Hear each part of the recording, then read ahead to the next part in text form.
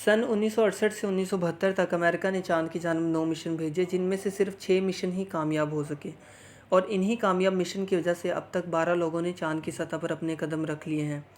अब नासा चाँद की तरफ एक और मिशन जिसका नाम आर्टेमिस है भेजने जा रहा है, जिसका असल मकसद ना सिर्फ लोगों को चाँद तक पहुँचाना है बल्कि इससे भी दूर मार्स तक पहुँचाना है, जहाँ नासा पहले ही कई तरह के रोबोट भेज चुका है। और इसके लिए हमें मुस्तकबिल में जो भी करना पड़ेगा वो सब पहले हम यहाँ पर करेंगे। तो यहाँ सवाल ये पैदा होता है कि ये आर्टेमिस मिशन किस तरह काम करेगा।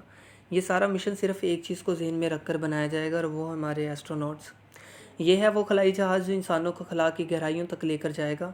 इस खलाई जहाज़ के 3 हिस्से होंगे। पहला, क्रू मॉड्यूल, जिसमें 4 खलाबाज खलाई सफ़र के दौरान रहेंगे और काम करेंगे। सर्विस मॉड्यूल, जिसमें अमले के लिए लाइफ सपोर्ट सिस्टम और इसके अपने इंजन और ईंधन के ज़खायर होंगे।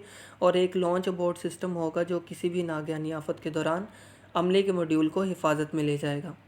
अपने अमले और भारी पेलोड को लॉन्च करने के काम को पूरा करने के लिए नासा खलाई लॉन्च सिस्टम बना रहा है, जिसमें कार्गो होल्ड, एक अपर एक्सप्लोरेशन स्टेज, एक वसी मरकज़ी स्टेज और 2 ठोस रॉकेट बूस्टर शामिल होंगे। और इस तरह ये दुनिया का सबसे ताकतवर रॉकेट बन जाएगा और इस तरह ये अपोलो मिशन के सैटर्न 5 को पीछे छोड़ देगा। रॉकेट जब लॉन्च होगा तो इसका कुल वज़न 60 लाख पाउंड होगा, जिसमें से 56 लाख पाउंड सिर्फ ईंधन का वज़न होगा। और जब ये स्टार्ट हो जाएगा तो इसके सामने जो भी आ जाए ये नहीं रुकेगा। तमाम 4 RS-25 इंजन और 2 सॉलिड रॉकेट बूस्टर चल जाएंगे, जो कि अमले को बहुत ऊंचाई पर ले जाएंगे। इग्निशन के 2 मिनट बाद सॉलिड रॉकेट बूस्टर इस्तेमाल होकर इससे अलग हो जाएंगे। लॉन्च के 8 मिनट बाद रॉकेट की बुनियादी स्टेज भी इस्तेमाल होकर इससे अलहदा हो जाएगी। ऊपरी मरहले में मुख्तसर तौर पर आग जलेगी, जो कि ओरायन खलाई जहाज़ को ज़मीन की गिर्द मदार में गर्दिश करवाएगी। इसके बाद अमला खलाई जहाज़ का मुआयना करेगा और देखेगा कि क्या ये खला में मज़ीद सफ़र कर सकता है या नहीं। मिशन कंट्रोल से इजाज़त मिलने के बाद अमला एक्सप्लोरेशन अपर स्टेज के इंजन्स को दोबारा मुतहरिक करेगा ताकि ज़मीन को मुकम्मल तौर पर छोड़ सके। और ये सब सही वक्त पर करने से ही ओरायन खलाई जहाज़ को इतनी स्पीड मिलेगी कि एक तो वो ज़मीन की कशिश शकल को छोड़ सके और दूसरा कुछ दिन बाद सीधे रास्ते पर चाँद की तरफ जा सके। एक बार जब ये चलना शुरू हो जाएगा तो SLS के ऊपरी मरहले को बंद कर दिया जाएगा और इस दौरान अमला जहाज़ के अंदर होगा। और अब ओरायन खलाई जहाज़ को कई दिन तक चाँद तक पहुँचने के लिए सफ़र करना पड़ेगा। और जब ये जहाज़ चाँद पर पहुँचेगा तो आर्टेमिस और अपोलो मिशन के दरमियान फ़र्क हमें यहाँ पता चलेगा, क्योंकि आर्टेमिस मिशन एक बहुत ही अलग तरह से चाँद पर उतरने की तैयारी करेगा, जो कि अपोलो मिशन से बिल्कुल मुख्तलिफ होगी। इसमें पहला काम प्री स्टेजिंग का होगा, जिसमें इस मिशन के मतलब जो चीज़ चाहिए वो पहले से ही बैनुल अक़वामी शराकत और कमर्शियल खलाई जहाज़ के ज़रिए चाँद तक पहुँचा दी जाएगी।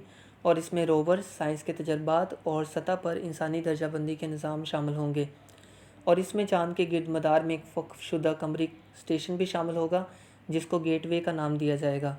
यहाँ स्टेशन पर हम एक मजबूत कमरी लैंडर को पहले से स्टेज कर सकेंगे और एक मजबूत मवासलाती निज़ाम कायम कर सकेंगे। और इस गेटवे को ऐसे मेयारात पर तैयार किया जाएगा जिससे इसमें मज़ीद तस्सीब भी की जा सकेगी, जिससे चाँद पर एक ही वक्त में एक से ज़ायद मिशन भेजे जा सकेंगे। और इंसानी मिशंस के दौरान भी इसमें कई तरह के साइंसी तजर्बात किए जा सकेंगे। और ये गेटवे अपने मदार तब्दील करके चाँद के हर हिस्से तक अपनी रसाई यकीनी बना सकेगा। ये वो काम होगा जो अपोलो मिशन नहीं कर सका था। लेकिन इसमें सबसे अहम बात गेटवे को एक ऐसे हेलो ऑर्बिट में रखना है जहाँ से मरीख की तरफ मिशन करने में आसानी हो सके। और इसी अहमियत और मुख्तलिफ़ खसूसियात की वजह से ये गेटवे ज़मीन और बाकी तमाम कायनात की चीज़ों के दरमियान राब्ते का काम करेगा।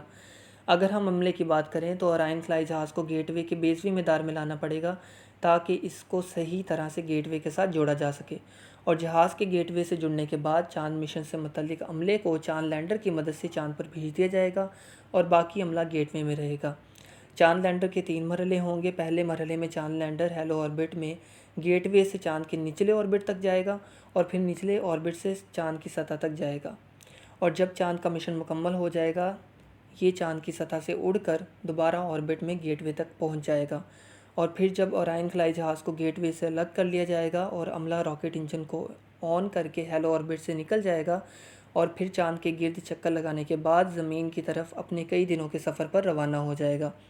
इस सफ़र के इख्तिताम पर सर्विस मॉड्यूल अलग हो जाएंगे और अमले का मॉड्यूल अपनी हीट शील्ड के साथ ज़मीन की फ़िज़ा में दाखिल हो जाएगा।